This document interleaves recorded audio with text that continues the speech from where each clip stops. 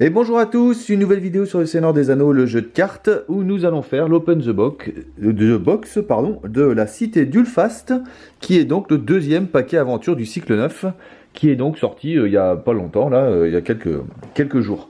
Donc voilà, comme d'habitude sans spoiler, je sais juste qu'il y a un contrat communauté, un contrat dedans, ça c'est sûr, mais de toute façon je pense qu'il va y avoir des contrats dans tous les paquets jusqu'à la fin du cycle, puisque ça a l'air d'être la nouveauté. Donc ça, c'est tout. Après, le héros, je sais plus ce que c'est. Je crois que je l'ai lu quelque part, mais je m'en rappelle plus. Donc pas de spoiler, comme d'habitude. Et on ouvre en direct pour commenter ces cartes. J'en profite pour faire un petit coucou à un nouvel abonné, Cyril. Ça fait très plaisir de voir que tu es là. Il faudra qu'on reprenne contact d'ailleurs. Bref, on en parlera plus tard. Et aussi pour signaler que j'ai pas de réponse encore au concours que j'ai lancé, donc ça doit pas vous intéresser visiblement. Donc tant pis, c'est pas grave. Enfin, il y a qu'une réponse que j'ai un peu demandé entre guillemets. Donc du coup, c'est pas grave. Hein, si ça vous intéresse pas, vous le faites pas. Hein, J'imagine bien que vous avez tous déjà le paquet que j'ai mis à gagner, donc c'est peut-être pour ça que ça vous intéresse pas de faire ce truc. Moi je pensais que ça pouvait être sympa de répondre aux questions, mais bon, visiblement non, c'est pas grave, vous inquiétez pas. C'était un essai, on verra. Donc c'est parti pour le commentaire des cartes. Donc le héros est énergie. Ah oui, je vais me mettre à gauche comme d'habitude, comme ça je mettrai les scans ici. Donc le héros est énergie, c'est une héroïne d'ailleurs, c'est Lothiriel, ou Lothiriel, je sais pas comment on dit. Jamais entendu parler. Elle a 8 de menace, 3 de volonté, une attaque, une défense, 3 points de vie. Donc pas mal du coup, c'est l'équivalent un peu d'Arwen et tout ça. Elle est Gondor et noble. Si Éomer est en jeu, Lothiriel gagne de trait Rohan. Oui, bon. Les réponses, quand Lothiriel s'engage dans une quête, choisissez un allié dans votre main. Si cet allié partage un trait avec elle, mettez en jeu cet allié, incliné et engagé dans la quête. Mettez en jeu cet allié. À la fin de la phase, si cet allié est toujours en jeu, mélangez-le dans votre deck. Ah oui, d'accord. Donc elle fait venir un allié, donc ça ressemble un petit peu à... pas à Éomer, c'est à Irgon par exemple, qui fait venir un allié, le Prince Imraïl, voilà. Le Prince Imraïl en tactique, qui fait venir un allié en payant 1, mais qui le fait partir aussi à la fin du tour. Là, c'est dans cette optique-là. Sauf que là, l'allié est gratuit, il y a juste besoin qu'il partage un trait avec Lothiriel. Elle a déjà 2 traits Gondor et Noble qui sont suffisants pour avoir pas mal d'alliés qui vont venir grâce à elle, ça c'est sûr, hein, des alliés Gondor, des alliés Nobles, il y en a déjà plein. Donc c'est pas mal. Si elle aura Rohan, si en plus Éomer est en jeu, à voir si c'est utile. Puisque du coup elle pourra faire venir les alliés Rohan, bien sûr. Alors les alliés Rohan, ils ont en plus des effets quand ils arrivent et quand ils sortent du jeu. Un peu comme les alliés... Ah non, c'est les alliés Sylvains, qu'est-ce qu'ils ont comme spécialité, les alliés non, les alliés Rohan, faut les défausser pour qu'ils aient des effets, principalement. Donc du coup, ça peut valoir le coup de lui faire mettre le Rohan pour faire venir un allié, comme ça il est engagé dans la quête. Et après, du coup, vous le défaussez pour faire l'effet de l'allié en question. Voilà, bon, ça peut être pas mal, ça peut être pas mal. Ça peut être pas mal. Après, c'est pas, moi, vous voyez, c'est pas le genre de héros qui va me faire, qui va me donner envie de faire un deck. C'est vraiment, c'est pas moi, c'est pas mon trip ça. Moi, j'aime bien quand je fais venir des alliés qui restent. Les alliés qui partent et qui arrivent et qui partent tout de suite, moi, ça me saoule un peu déjà. Donc voilà. Mais ça peut être pas mal. Ça peut être pas mal quand même. Notamment par exemple dans un deck avec l'attachement, avec le contrat à l'approche du cambrioleur, où vous avez tous les attachements sur le contrat et donc dans le deck quasiment que des alliés, voilà, vous allez pouvoir faire venir un allié par tour, gratos. Donc si, en fait, c'est vraiment, c'est pas mal, en fait. C'est carrément pas mal. Même si l'allié il est parti, de toute façon c'est pas grave, puisque de toute façon vous ne l'avez pas payé. Donc c'est un allié qui arrive dans la quête, et si vous débrouillez bien, il va avoir un effet de défausse. Donc du coup... ah oui, mais si vous le défaussez, il part dans votre défausse, il repart pas dans votre deck. Mais c'est pas très grave, vous avez donné de la volonté à la quête, grâce à l'allié incliné, et après, du coup, vous faites son effet de défausse. Donc si, c'est pas mal du tout, ouais. Ouais, elle est pas mal. En plus, ça coûte 8, c'est pas très cher. 3 en plus en volonté, donc après, la sphère énergie en volonté, elle est tranquille, mais enfin... Ouais, c'est pas mal. Et puis, partage un trait avec elle, ouais, si, c'est bien. Si, c'est pas mal, ouais. Moi, si, bah finalement, ouais, j'aurais presque envie de la jouer, tiens. Presque envie, ouais. Donc, la carte suivante, c'est une carte commandement. C'est Angbor l'Intrépide. C'est un allié, donc, qui coûte 2. 2 de volonté, une attaque, 0 de défense et 2 de points de vie. Il est Gondor guerrier, donc ça veut dire qu'il partage un trait avec Lothiriel, déjà. Tant que votre niveau de menace est de 40 ou plus, Angbor l'Intrépide gagne 2 attaques et ne s'incline pas pour s'engager dans une quête. Ah ouais, c'est pas mal. Donc pour les decks vaillance, c'est plutôt pas mal. Alors du coup, s'il s'incline pas pour s'engager dans une quête, et que elle demande et que je le fais venir avec lui qui met en jeu cet allié incliné et engagé dans la quête. Ouais, donc il est incliné. Donc si vous le faites venir avec Angbor, en fait, sa capacité va pas s'appliquer parce que vous devez l'incliner quand même, puisque Lothiriel fait venir des alliés inclinés. Mais bon, même en tant que tel, il est bien, hein, parce qu'il a 2 de volonté, donc c'est un allié qui va aller en quête tant que vous n'êtes pas en vaillance. Et dès que vous êtes en vaillance, eh ben, il pourra aller en quête quand même sans s'incliner, avec son 2 de volonté, et en plus il attaquera à 3 derrière. Pour 2, franchement, c'est un super allié.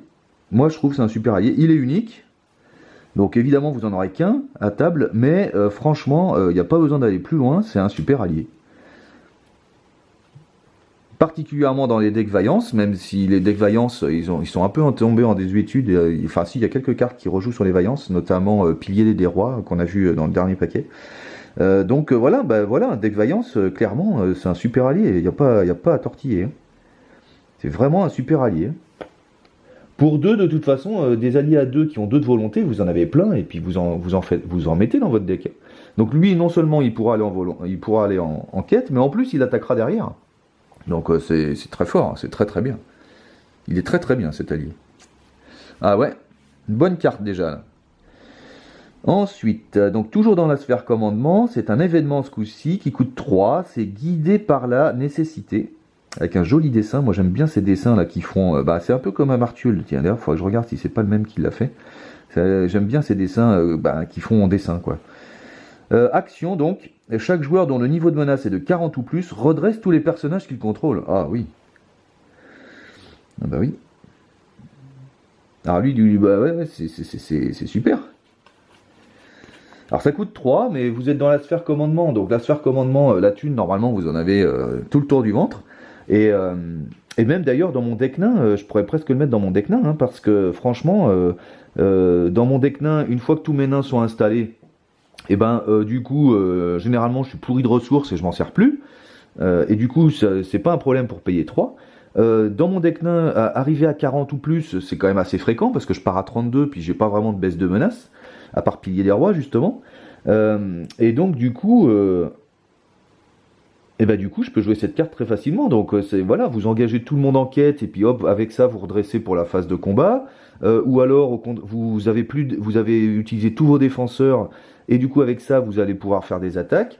Non, c'est une bonne carte. Hein. Elle coûte un peu cher, ok, mais elle est très bonne. Alors il y en a plein qui ressemblent à ça.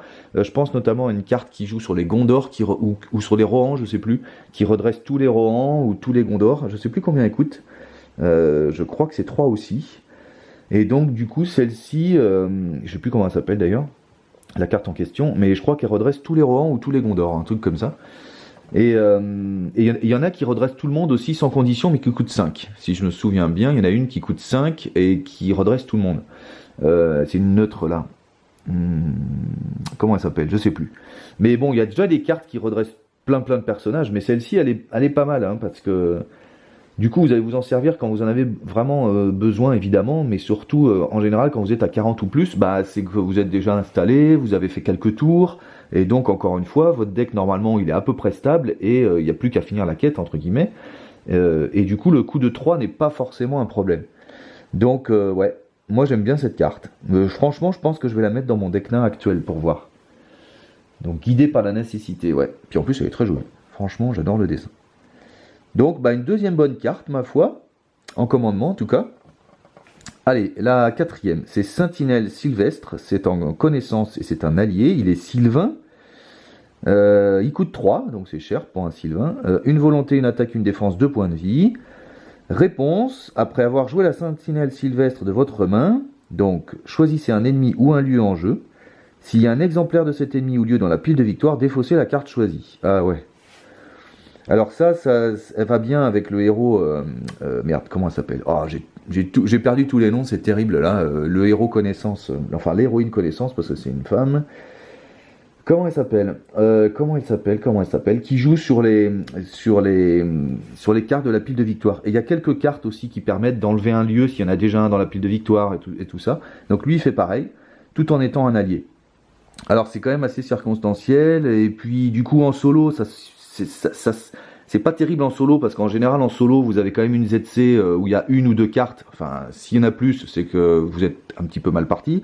Donc en solo vous n'allez pas avoir beaucoup de cartes dans la ZC, donc c'est pas évident qu'il y ait une carte dont vous soyez déjà débarrassé qui revienne, même si sur certains scénarios c'est tout à fait possible, mais en multi c'est déjà beaucoup plus intéressant, parce qu'en multi on sort beaucoup plus de cartes, et donc on peut jouer sur certaines cartes qui vont être en pile de victoire et tout ça. Moi ce qui me chiffonne c'est quand même son coup de 3, faut vraiment le sortir au bon moment pour que ce soit efficace. Alors certes il vous débarrasse d'un ennemi, hein. Ça c'est sûr, même les uniques d'ailleurs. Voilà, un ennemi ou un lieu en jeu. Et même d'ailleurs l'ennemi il peut être engagé, le lieu il peut être actif. Donc vraiment il vous débarrasse d'un ennemi ou d'un lieu n'importe où sur le jeu. Donc ça c'est quand même fort. Mais il faut qu'il y en ait un exemplaire dans la pile de victoire. Donc bon. Les ennemis qui vont naturellement dans la pile de victoire, ils sont souvent uniques. C'est souvent des boss, des trucs comme ça, et donc du coup vous n'allez pas en avoir beaucoup. Vous n'allez pas en avoir plusieurs dans le deck. Donc déjà, ça marche pas naturellement, je veux dire. Cette carte, ça va pas vous n'allez pas juste la mettre dans le deck et puis vous espérez que ça fonctionne. C'est pas possible. Il faut vraiment construire autour. C'est pas Tinuviel, non, c'est pas Tinuviel, non, ça, je confonds avec une autre carte. Comment s'appelle l'héroïne verte? Ah, ça va me revenir. Hein. C'est un truc en L ou en Rossiel, voilà. C'est l'héroïne, c'est Rossiel. Et alors du coup, ça peut donner envie de jouer Rossiel, qui est Sylvain aussi, si je me trompe pas. Et avec Celeborn, qui peut jouer les Sylvains. Donc à voir, faut faire un deck exprès, mais c'est pas forcément si mal. Après, ça doit être compliqué de le rendre rentable quand même. Ensuite, un arc-long, c'est un attachement connaissance qui est objet et arme, donc tout à fait valable dans le contrat l'approche du cambrioleur. Il coûte 2, le dessin est vraiment moche. Attachez cette carte à un héros connaissance, limite 1 par héros, restreint. Le héros attaché gagne à distance. Oui bon, donc en solo aucun intérêt. Réponse, quand le héros attaché est déclaré comme attaquant contre un ennemi, défaussez jusqu'à 3 cartes de votre main pour infliger un dégât à cet ennemi pour chaque carte défaussée par cet effet. Ah la vache, ça peut taper fort ça. Ah ouais, dis donc, vous faites autant de dégâts que de cartes défaussées.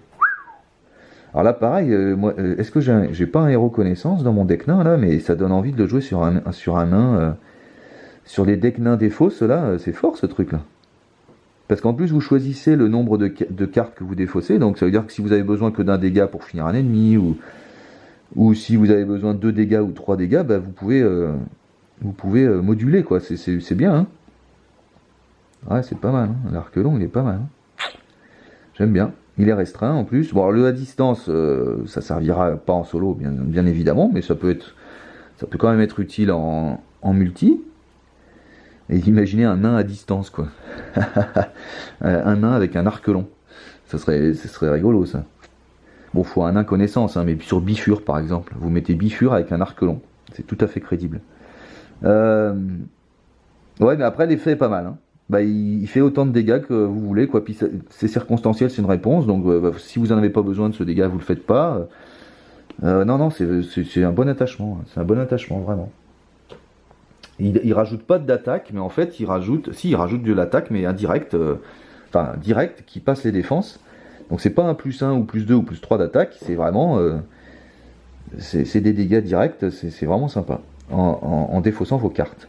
Et donc si vous avez une tombe de nain ou un truc comme ça dans votre deck, et du coup, pof, en plus vous faites l'effet des cartes défaussées. Donc ouais, un bon attachement, hein, c'est un bon paquet pour l'instant. Hein. Ah, encore un attachement, mais cette fois-ci tactique, hein, c'est la hache de guerre, c'est encore un objet et une arme. Il coûte 1, donc encore valable dans l'approche du cambrioleur. Mais ce genre de carte, par exemple, vous n'allez pas le mettre dans l'approche du cambrioleur, parce que il faut, si vous voulez vous en servir bien, il faut qu'elle vienne rapidement. Donc il faut qu'elle soit dans le deck et que vous la jouiez, quoi. C'est évident. Alors celle-ci, on va voir. Attachez cette carte à un personnage tactique. Ok. Limite 1 par personnage. Ah, donc aussi aux alliés. Donc ça c'est bien. Elle est restreinte. Le personnage attaché gagne une attaque pour chaque attachement avec le mot-clé restreint qu'il possède. Oh oui, oui, oui. Alors comme souvent les armes et les armures sont restreintes, bon bah du coup, alors elle se donne automatiquement plus 1, puisqu'elle est restreinte, donc elle a déjà c'est un plus 1 déjà d'emblée, donc pour 1 c'est pas forcément si mal. Il y a quelques cartes qui donnent une attaque pour un coup. L'avantage c'est que ça se donne à un personnage, donc vous pouvez le mettre par exemple à un nain tactique ou à n'importe quel personnage tactique. Legolas par exemple, Legolas l'allié tactique, vous pouvez lui mettre cette carte, donc c'est pas mal du tout, ou Jubert, ou enfin n'importe qui. Non, Jubert il est énergie. Après son effet, oui, bon c'est avec les mots-clés restreints, mais les mots-clés restreints, le problème c'est que vous en avez 2 maximum. Donc du coup, si vous en avez 2 maximum, elle vous donne un plus 2 maximum, quoi. Donc bon, est-ce que vous allez...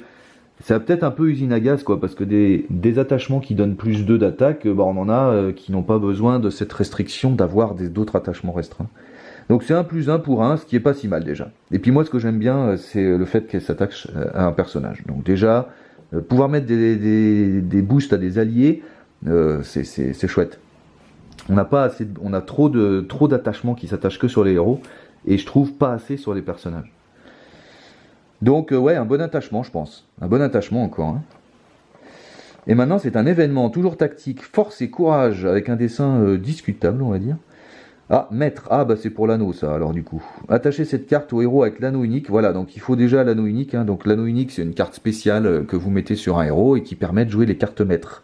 Donc pour l'instant, si je compte bien, c'est la 5e carte maître, hein. Il y en a 3 neutres, il y en a une énergie, et celle-ci c'est la tactique. Donc attachez cette carte au héros avec l'anneau unique, limite 1 par héros, le héros attaché gagne une attaque, oui bon.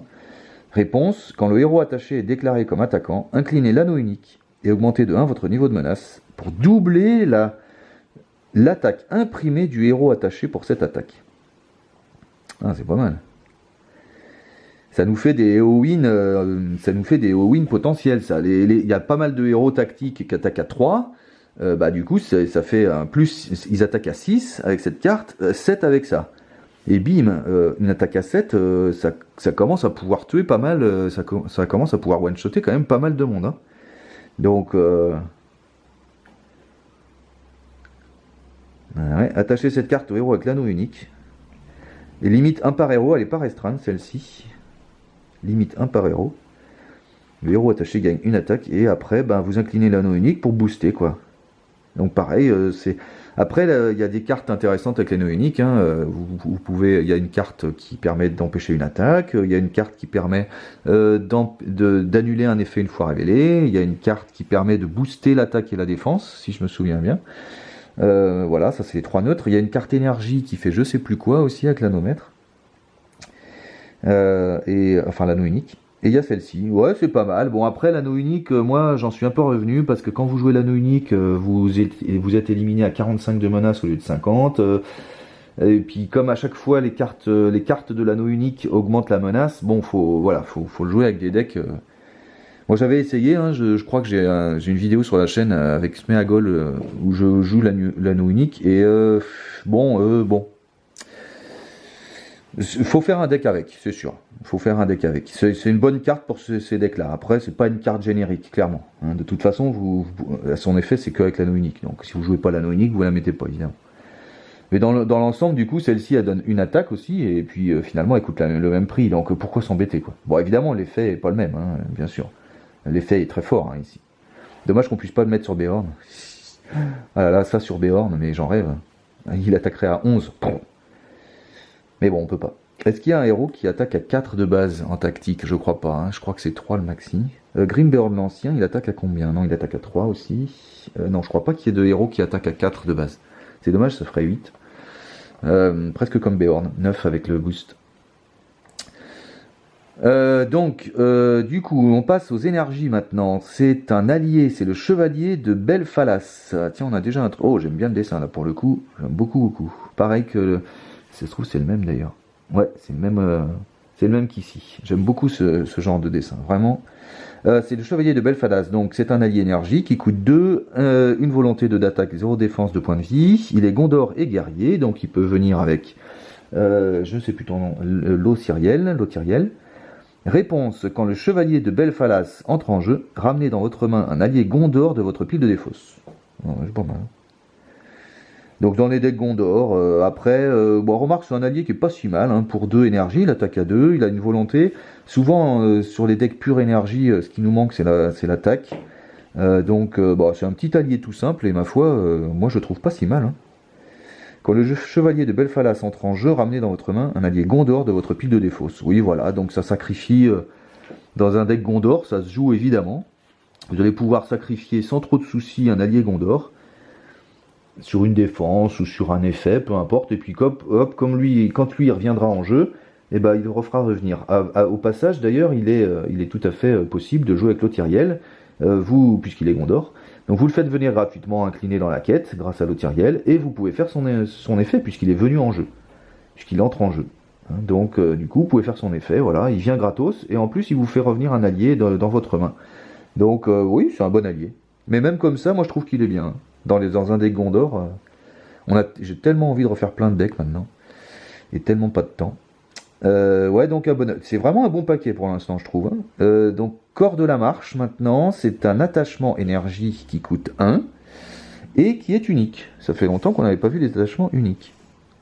C'est un artefact et un objet, donc valable aussi dans l'approche du cambrioleur. Attachez cette carte à un héros Rohan ou à Mairie, restreint.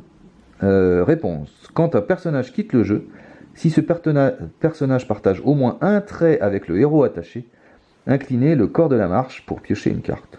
Oui, bon. Alors effectivement, si vous le mettez à mairie et du coup dans un deck Hobbit par exemple, vous allez pouvoir faire revenir tous vos... Ah non, vous piochez à chaque fois que vous perdez un Hobbit. Oui, bon. Et évidemment, c'est sans doute désigné... C'est sans doute aussi fait pour jouer avec Lothiriel, puisque du coup... Avec Lothiriel, les personnages ils vont forcément quitter le jeu puisqu'il reste qu'un seul tour. Donc à chaque fin de tour, en fait, si vous avez le corps de la marche Lothiriel, à chaque fin de tour, vous avez fait venir un allié et en plus vous allez piocher une carte à la fin du tour. Donc forcément, hein, c'est pour Lothiriel, c'est clair. Hein. Vous jouez Lothiriel, vous jouez le corps de la marche. Après, pour d'autres, oui, ça peut être pas mal, alors, ce qui est intéressant, c'est que c'est une solution de pioche hors sphère connaissance, parce que c'est vrai qu'on n'a jamais trop de solutions de pioche dans les autres sphères. Et en énergie notamment, on n'a pas beaucoup de solutions de pioche, donc ça c'est une solution de pioche. Par contre, très difficile à utiliser, sauf si vous utilisez Lothiriel évidemment.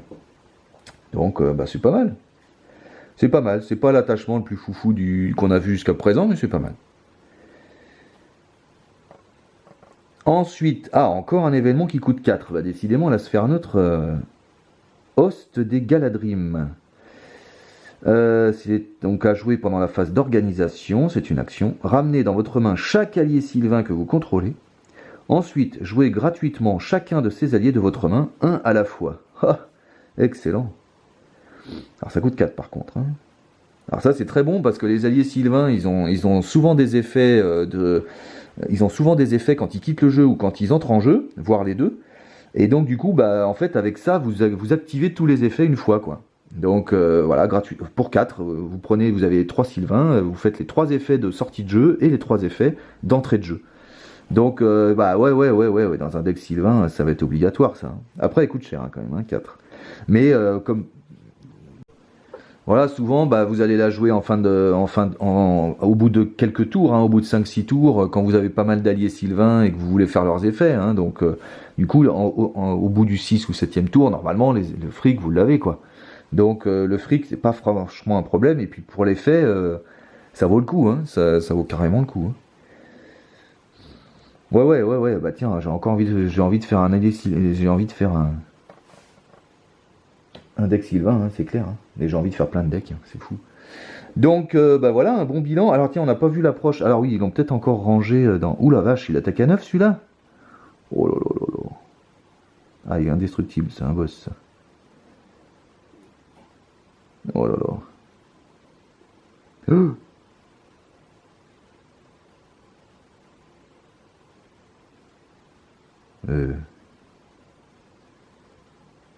Il est engagé au combat avec chaque joueur dont le niveau de menace est supérieur ou égal à son coût d'engagement. À 45, d'accord. Bon, tant qu'on est en dessous de 45, on se le prend pas.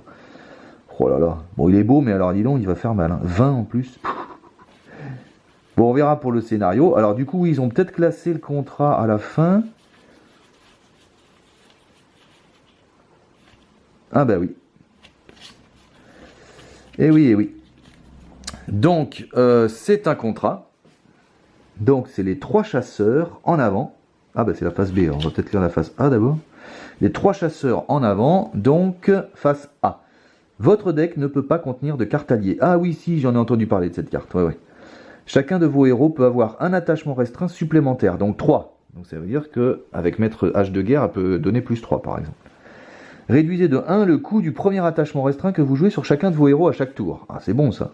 Donc ça va, par exemple celle-ci elle coûte 0. Donc ça commence à être beaucoup. Restauration, action. Si chacun de vos héros a au moins 2 attachements restreints, retournez cette carte. Chacun de vos héros peut avoir un attachement restreint supplémentaire et gagne plus 1 volonté pour chaque attachement restreint sur lui. Oh là là, c'est bon.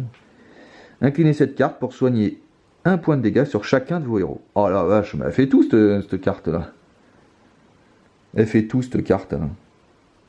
Ah ouais, alors ça, bah pareil, hein, ça donne envie de refaire des decks. Alors j'en avais parlé sur le forum, parce qu'en fait, oui, j'en ai entendu parler de cette carte. Enfin, je l'ai vue sur le forum. Et j'avais dit, moi, que j'avais déjà fait un deck avec seulement 3 héros.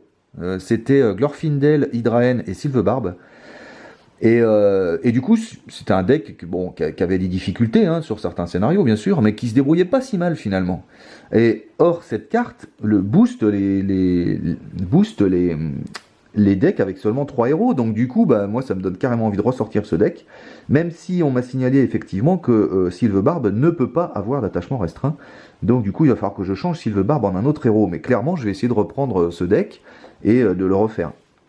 Avec ce contrat, alors la difficulté c'est qu'évidemment le contrat il est rempli quand vous avez 2 attachements restreints par héros, donc il faut essayer d'avoir des attachements restreints le plus vite possible, sachant que le premier est gratuit, donc par exemple tous les attachements restreints à 1 vous allez pouvoir en mettre un chacun rapidement sur chacun des héros. Je crois que le maître anneau, l'anneau unique est restreint et il est mis à la mise en place, donc du coup vous partez déjà avec un attachement restreint si vous faites l'anneau unique. Ensuite, les 3 premiers, ils sont gratuits, si vous débrouillez bien et que vous les avez à 1. Donc, au premier tour, vous pouvez peut-être en avoir déjà 3 gratuits et un autre que vous payez. Donc, il vous en manque plus qu'un. Donc, à mon avis, c'est jouable d'aller assez vite pour faire le contrat. Et ensuite, vous allez pouvoir en mettre un 3e, donc booster encore les héros. Sachant aussi que vous allez avoir besoin d'attachements par restreint, forcément.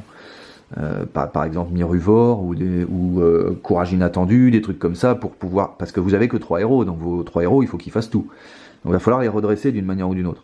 Alors j'avais choisi Hydraen dans mon deck parce que justement Hydraen elle se redresse dès qu'on explore un lieu, donc c'est un redressement automatique. Glorfindel avec la lumière de Valinor il s'incline pas pour aller en quête, donc lui aussi il a en quelque sorte un redressement automatique, et donc il me faut un 3e héros qui aurait un redressement automatique. Il faut que je vois.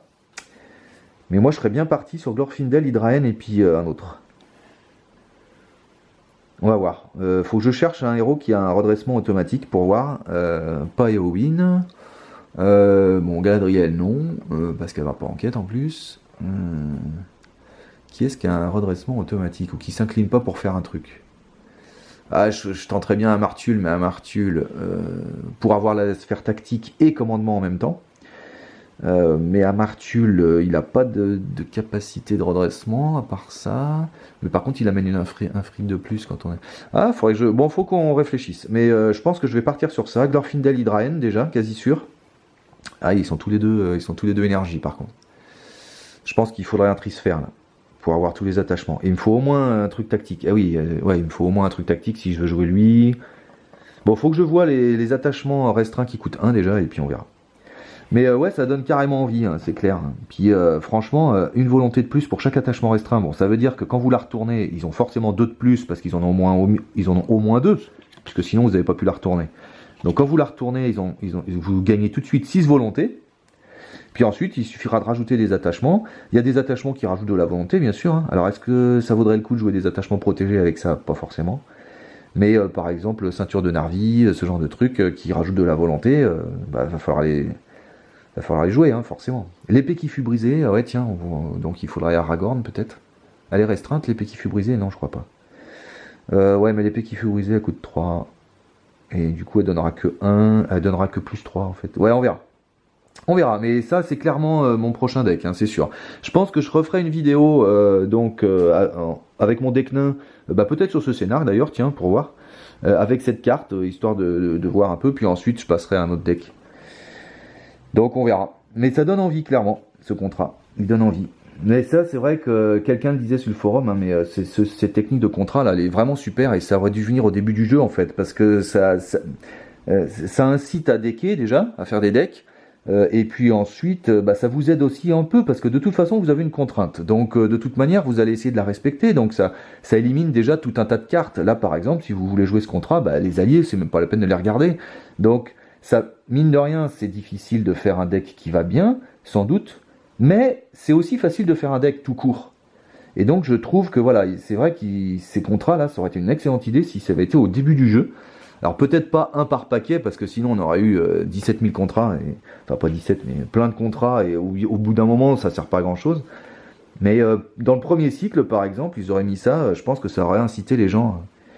Bon, maintenant, mieux vaut tard que jamais, et ça peut inciter les gens à faire des decks, hein, des gens qui n'ont peut-être pas l'habitude de faire des decks, ça peut les inciter à le faire, et donc ça peut relancer le jeu aussi, hein, donc les deux se valent de mettre ça maintenant, alors qu'on est quasi à la fin du jeu, moi je trouve que c'est pas mal. Et j'ai vraiment envie d'essayer avec ça. Donc après, le scénario, on verra, hein, il y a l'air d'avoir des ennemis méchants, oula, l'élite du roi, voilà, là aussi, il est méchant celui-là, il a l'air d'avoir beaucoup d'ennemis, tout simplement, il y a pas mal de lieux aussi quand même. Ouais, on va voir. Il y a combien de cartes sur ce 1, 2... Ah, il y en a 4. Ouf, ça veut dire que c'est un long scénario, ça. Donc on verra bien. La cité d'Ulfast. Voilà, pour cette petite vidéo. Donc encore une fois, si vous voulez participer au concours, n'hésitez pas. Hein, ça engage à rien. Et puis voilà, vous pouvez mettre les réponses comme vous voulez. Après tout, hein, si vous n'avez pas envie de vous prendre la tête. Sinon, vous répondez pas, c'est pas grave. Hein, je garderai le paquet. Et puis voilà. Et puis je vous dis à bientôt pour essayer toutes ces nouvelles cartes et donc sur de nouvelles aventures avec des nouveaux decks. Merci d'avoir suivi et je vous dis à bientôt sur la chaîne.